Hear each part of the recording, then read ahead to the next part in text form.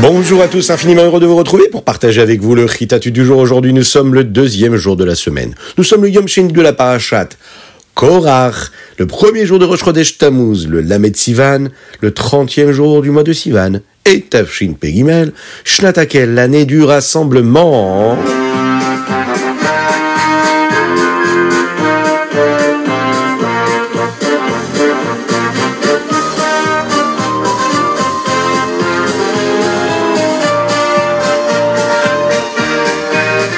Et nous allons commencer tout de suite avec le Chumash du jour. Aujourd'hui, nous sommes dans le Sheni de la Parashat Korach. Alors, hier, on a appris que Moshe avait dit à Korach, à toute son assemblée, à tout son groupe, eh bien, vous allez tester et voir si Akadosh Baruch Hu vous reçoit.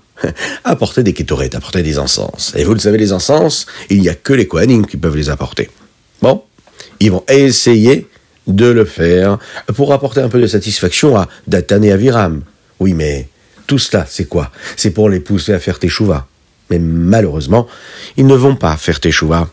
Au début, Moshe pensait que ce groupe-là avait juste une jalousie sur cette place-là qu'il avait, le Kohen Gadol. Il avait reçu la fonction la plus saine, la plus sainte qu'il pouvait y avoir dans le Mishkan. Il se disait que peut-être que s'ils avaient la possibilité d'apporter des kétorets, eh bien, ils comprendraient très rapidement qu'Hachem ne les avait pas choisis et ils se calmeraient. Mais Datan et Aviram, eux, continuent à se plaindre. Non, tu ne nous as pas amenés en Eretz Israël comme tu nous l'avais promis. Bon, ils cherchent les problèmes. Moshe comprend qu'en fait, ils ne sont même pas intéressés par le kavod qu'a le Kohen Gadol, l'honneur et le prestige que peut avoir le grand prêtre du Mishkan et du Beth Amikdash. Ils ne veulent d'ailleurs même pas qu'un d'entre eux devienne leur dirigeant. Il comprend cela. Il demande à Hachem de les punir, mais de punir uniquement ceux qui ont apporté ces kétorets, ces encens, pour des raisons étrangères à celles qu'on est censé avoir. Ceux qui n'ont pas eu les bonnes volontés et ceux qui n'ont pas voulu qu'il y ait un dirigeant qui les conduise. Pendant toute la nuit, Korach va essayer de convaincre les Juifs de s'associer à lui. Il va aller voir chaque tribu et il va les convaincre. En tout cas, il va tenter de le faire, de les ramener à la raison, afin qu'ils abandonnent cette mauvaise route. Il va réussir une chose, à les ramener le lendemain matin. Le lendemain matin, il y a 250 personnes qui vont venir avec Moshe. Ils vont prendre ces kétorets, ces encens, et ils vont se tenir dans le Mishkan avec Moshe et Aaron. Et c'est alors qu'ils ont pu voir les nuées qui arrivaient. Et ces nuées-là, qui descendaient pour venir apporter un message très très important et très particulier pour le Ham Israël.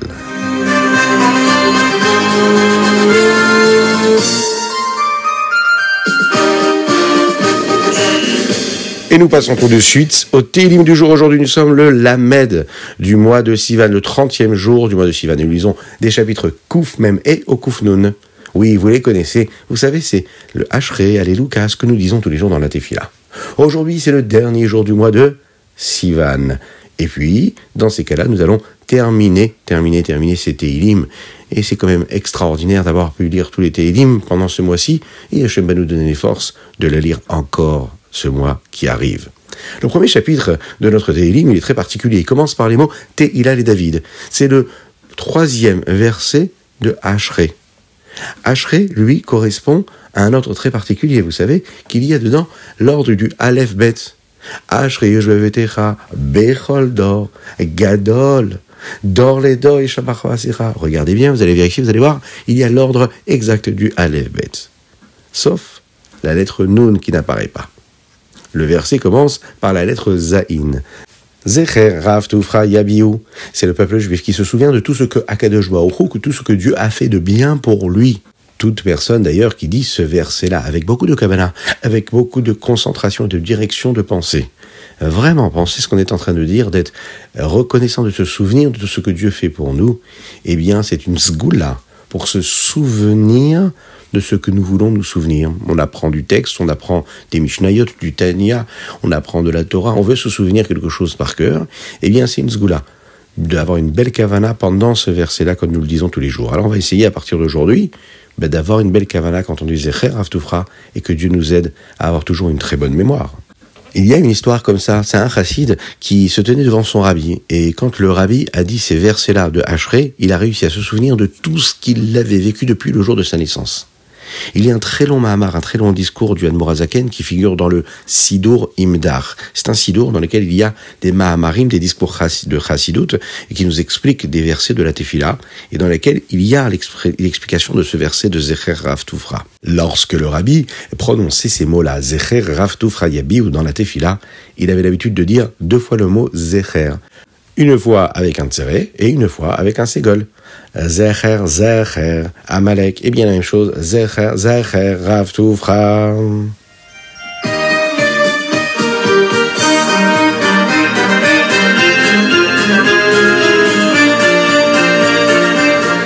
Et nous passons au Tanya du jour. Nous avons étudié le principe de la Chochma, de la sagesse de Dieu et de sa bonté, de toutes ses différentes vertus. Mais ça, c'est comment nous pouvons voir Akadosh Baruch Hu après ce que nous appelons le Tzimtzum, après qu'Akadosh Baruch Hu, que Dieu se soit caché assez suffisamment pour créer le monde. Mais le véritable chemin, la véritable route qui nous permet de comprendre Dieu, c'est Dieu tel qu'il est, en dehors de toute contraction. Comme nous l'avons dit hier, c'est un petit peu comme penser, pouvoir toucher à quoi nous pensons. C'est pas possible, oui. Eh bien, on ne peut pas toucher la pensée. Eh bien, d'appeler Hachem un chacham, d'appeler Hachem un sage, quand on parle de Dieu avant les tzimtzumim, avant qu'il se soit caché, eh bien, c'est quelque chose qui pourrait même paraître amusant. Alors, c'est très difficile de le comprendre. C'est assez abstrait tout ça, tout ce que nous développons les derniers jours dans le Tanya. Mais on sait une seule chose. Nous avons tous une émouna, une foi qu'Akadosh Baruch Hu est unique. Et tout ce que nous savons de Dieu, tout ce que nous savons de sa Torah, de ses mitzvot, du monde dans lequel nous vivons, qu'il a créé et dans lequel il s'est caché, qu'on aura la possibilité de voir très rapidement lorsque Mashiach arrivera. Eh bien, tout ça, c'est une seule et même chose. Et ça, c'est la émouna qu'on doit garder. Mais même si Hachem s'est caché d'une façon à ce que nous ne puissions même pas le voir, même quand on le cherche, eh bien, on continue de chercher. Nous avons cette force de foi, d'émouna, et on sait qu'Akadosh Baruch Hu, il est tout le temps, partout. Hachem ou Echad. Akadosh Baruch Hu, Hachem est un.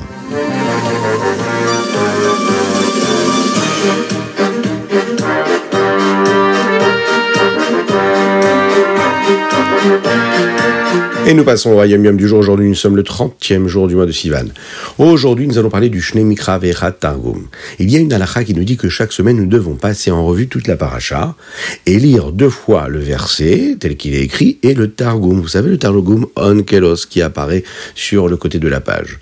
Eh bien, il faut le faire chaque semaine. C'est une halakha déjà, c'est une loi du Shulchan Aruch. Et les Chachamim ont choisi le Targum Onkelos parce que lui, il traduit toute la Torah en araméen. Alors, il y en a qui ont l'habitude de lire toute la Torah 2 fois et ensuite lire toute la traduction d'Onkelos, mais ça n'est pas les coutumes Chabad. La coutume Chabad, c'est de lire chaque verset 2 fois et ensuite lire le Targum qui correspond à ce verset-là. On lit aussi également la Haftara de la paracha. Et si la Haftara que nous allons lire dans la synagogue, par exemple, si Shabbat tombe à un Rosh Chodesh et qu'on dit une Haftara qui correspond au Rosh Chodesh, eh bien il faut lire les 2 Haftarot, celle qui correspond au Rosh Chodesh, mais aussi celle qui correspond à la paracha que nous n'allons pas lire en public. Aujourd'hui, nous allons apprendre que la Ruchaniyut et la Gashmiyut, c'est a priori quelque chose de contraire. La spiritualité et la matérialité, c'est a priori quelque chose de contraire. Quelque chose de bon spirituellement, il est probable qu'il ne soit pas bon matériellement. Par exemple, la bonne vertu qui est de Asameach Bechelko, de se réjouir de ce que nous avons. Eh bien, si on se suffit de ce qu'on a et qu'on est heureux de ce que nous avons matériellement, eh bien là, oui, c'est extraordinaire, c'est bien. On doit être heureux des jeux que nous avons, des voitures que nous avons, de la maison que nous avons, de l'endroit où nous vivons, de ce que nous possédons. On doit être content de ce qu'on a, de nos vêtements, de notre cartable, de tout ce que nous possédons. Très bien. Mais spirituellement, ça n'est pas vrai. Spirituellement, on ne doit pas être heureux de ce que nous avons. On ne doit pas se contenter de ce que nous avons. Il faut absolument se dire que je peux faire encore mieux. Qu'est-ce que je peux faire de plus pour que cela se passe encore mieux dans la spiritualité, dans la sainteté et la pureté ? Je ne peux pas m'arrêter à mon niveau. Qu'est-ce que je peux faire pour avoir plus de crainte de Dieu ? Pour m'attacher à Dieu ? Pour aimer mon prochain ? Même si j'ai fait énormément de belles choses, qu'est-ce que je peux faire de plus ? Toujours en vouloir encore et toujours plus.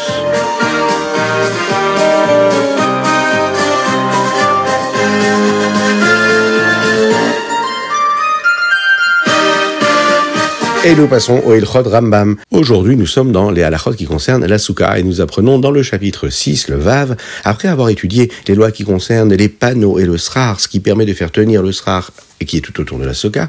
Aujourd'hui, nous allons apprendre les lois qui concernent le fait de s'installer dans la souka. Par exemple, on apprend qu'il est permis de manger des aliments en particulier à l'extérieur de la souka, d'après la halacha, même si c'est pas ce que nous avons l'habitude de faire concrètement. Celui qui fait attention de ne même pas boire de l'eau en dehors de la souka, ça c'est vraiment un bon chassid. Dans le 7e chapitre, nous apprenons ce que sont les arba'a minim. Oui, les 4 espèces, le lulav, le etrog, les hadassim et les haravot. On apprend comment les rassembler tous ensemble, comment les tenir et comment les secouer. Le Rambam écrit qu'un enfant qui lui sait comment secouer le lulav, c'est une mitzvah de lui offrir un lulav pour qu'il puisse en posséder un avant la fête. Dans le 8e chapitre, nous apprenons qu'est-ce qui est interdit, qu'est-ce qui ne rend pas cachère les arba'a minim, les 4 espèces, et la joie si particulière que nous devons avoir pendant la Chag HaSukkot, la fête de Sukkot. Bien sûr, vous pensez tout de suite à la Simchat Bet HaShoeva, ces fêtes-là pendant lesquelles on danse comme on dansait dans le Bet HaMikdash pendant toute la nuit.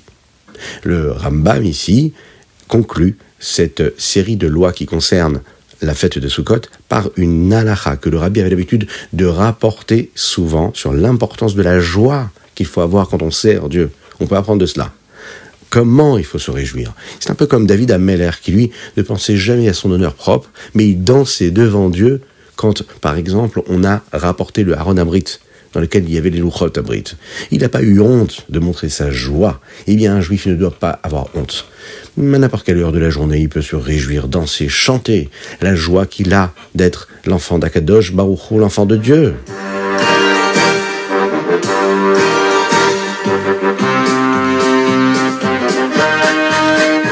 Et voilà, c'était le Chitat du jour. J'espère que vous avez passé un bon moment. Je vous souhaite une excellente journée. Que Dieu vous bénisse, qu'il vous protège, qu'il inonde votre existence de bonté, de grâce, de miséricorde, de joie véritable, de réussite, d'amour du prochain. Que Dieu vous bénisse.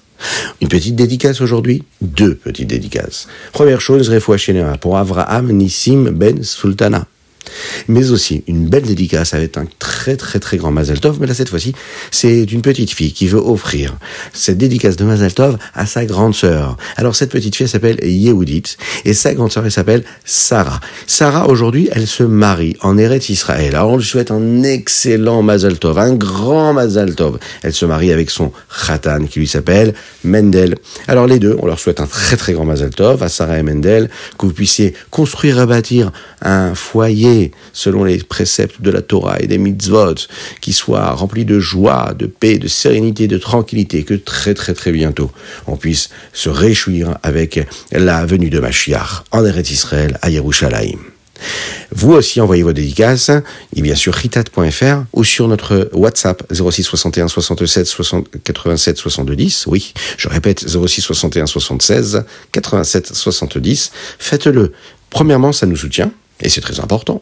Et deuxièmement, ça nous permet de diffuser encore plus la Torah et les mitzvot. Que Dieu vous bénisse.